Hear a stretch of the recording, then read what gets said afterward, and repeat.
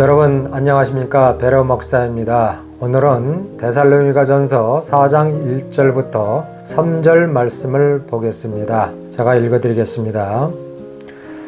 그러므로 형제들아, 우리가 끝으로 주 예수 안에서 너희에게 구하고 권면하노니 너희가 마땅히 어떻게 행하며 하나님을 기쁘시게 할 수 있는지를 우리에게 배웠으니 곧 너희가 행하는 바라 더욱 많이 힘쓰라. 우리가 주 예수로 말미암아 너희에게 무슨 명령으로 준 것을 너희가 아느니라. 하나님의 뜻은 이것이니 너희 거룩함이니라.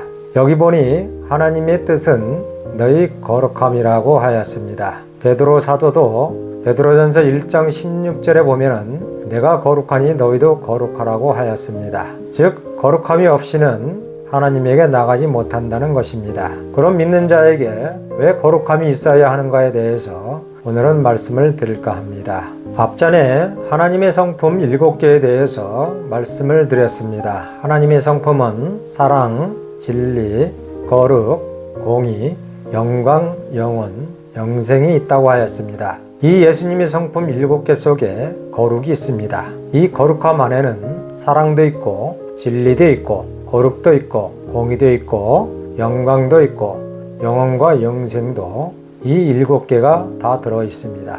그래서 예수님을 사랑하면은 자동으로 이 사랑을 비롯해서 6개가 동시에 있는 것입니다. 하나가 7이고 7이 하나라고 이해하시면 됩니다. 이 예수님의 성품 영생이 내 속에서 지음을 받았다라고 한다면 내 속에 영생이 있다라고 알아야 합니다.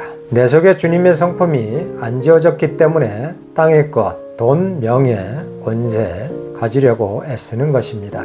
그리스도의 성품이 말이 아닌 실상이 내게 있다면 내 안에는 사랑도 있고 거룩도 있고 진리도 있고 공의도 있고 영원도 있고 영광도 있고 영생도 있는 것입니다. 하지만 주님의 성품을 저버리는 자는 사도 바울은 로마서 8장 9절에서 이런 말씀을 합니다.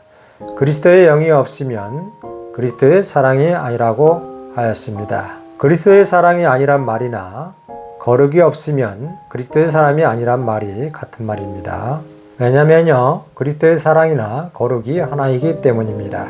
그리스도의 영이 없으면 여기서 그리스도의 영은 주님의 성품, 7 성품을 대표적으로 말한 것 뿐입니다. 그리스도의 영이라고 말할 때는 그리스도의 성품이라고 이해를 하면 됩니다. 그리고 믿는 자가 육체의 능력을 행하고 예언을 하고 방언을 했다 하더라도 이런 것들은 주님의 성품이 아니고 약간의 육체의 유익이 있지만 능력이 떠나면 소용이 없는 것입니다. 하지만 주님의 성품으로 지어진 것은 떠날 수가 없는 것입니다. 그러므로 주님의 성품은 요한복음 14장 16절에서 17절에서 이런 말씀을 합니다. 진리의 영은 영원히 너희와 함께 있으리라고 하였습니다. 진리의 영이나 예수님의 성품이나 그리스도의 영이나 다 같은 말입니다. 예를 들어서 내 자식이 가지고 있는 DNA가 아버지하고 99.9%입니다. 자식하고 아버지하고는 DNA가 영원히 있는 것입니다. 없어지는 것이 아닙니다. 이런 것들은 인간 세계에서 하는 말이며 생명의 세계에서는 우리 하나님은 창조자이기 때문에 나를 그리스도의 성품으로 지었다 할지라도 세상을 사랑하는 마음이 있다면 거두어 가는 것입니다. 그래서 사도 바울은 데살로니가전서 5장 19절에서 이런 말씀을 합니다. 성령을 소멸치 말라고 하였던 것입니다. 즉 하나님에게는 소멸하는 능력을 가지고 있습니다. 이것이 하나님의 전능입니다. 창조라는 것은 만든 것만이 창조가 아닙니다. 있는 것을 없게 하는 것도 창조의 능력입니다. 없는 것을 있게 하는 것, 창조의 능력입니다. 그러므로 인간은 내 자식은 의학이나 과학이나 인간의 어떤 지식을 가지고도 아버지의 DNA를 제거시킬 수가 없는 것입니다. 부모의 DNA를 지울 수가 없는 것입니다. 하지만 창조자 하나님은 얼마든지 DNA를 제거할 수가 있습니다. 그래서 하나님을 전지전능하신 창조자라고 하는 것입니다. 그래서 바울 사도는 이런 진리를 알고 있기 때문에 빌립보서 2장 12절에서 이런 말씀을 하십니다. 두려워 떨며 구원에 이르라고 하였습니다. 그러므로 하나님의 뜻이 거룩도 되지만 사랑도 되는 것입니다. 다시 9절 말씀을 한번 보겠습니다. 형제 사랑에 관하여는 너에게 쓸 것이 없음은 너희들 자신이 하나님이 가르치심을 받아 서로 사랑함이라 하였습니다.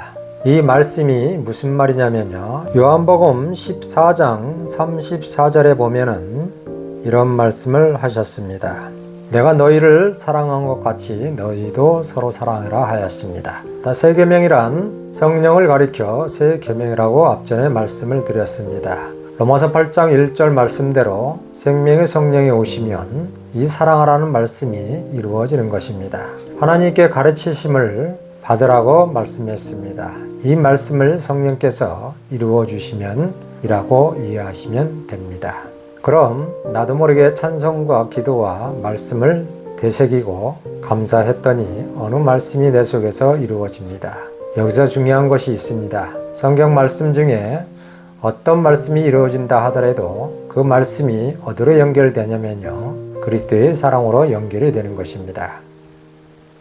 위로는 하나님을 자기 목숨보다 더 사랑하고 밑으로는 믿는 형제를 자기 몸같이 사랑하는 것입니다. 어떤 말씀이 이루어지더라 하더라도 두 가지는 분명하다는 것입니다. 왜냐면요.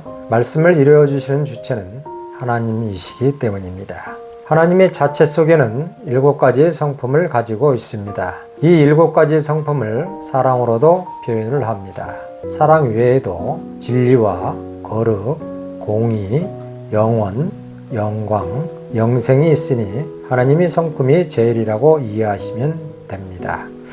우리가 하나님의 말씀인 성경을 읽다 보면은 깨닫게도 하시고 그때그때 계시도 주는 것입니다. 하지만 생명의 성령은 말씀을 이루어주는 역할을 합니다. 하나님의 말씀을 알았다, 깨달았다, 계시받았다 라고 해서 영생을 얻는 것이 아니라 말씀이 이루어진 자만이 가는 세계입니다. 문제는 주님의 성품인 사랑이 있냐 없냐가 중요한 것입니다. 하늘나라에는 하나님이 쓰시는 여러 영들이 있습니다. 깨닫게 하는 영도 있고요. 이루어지게 하는 영이 있고 가르쳐주는 영이 있습니다. 하나님께 가르치심을 받았다는 말씀은 말씀 한 구절이라도 내 속에서 이루어진 것이구나 생각하시면 됩니다. 한 말씀이라도 여러분 마음속에서 이루어지면은 하나님께로부터 배운 것입니다. 말씀이 이루어지면 하나님과 형제가 미워지는 것이 아니라 하나님도 형제도 사랑하게 되는 것입니다. 오늘은 여기까지 하겠습니다. 다음 시간에 4장을 좀 더 이어서 하겠습니다. 감사합니다.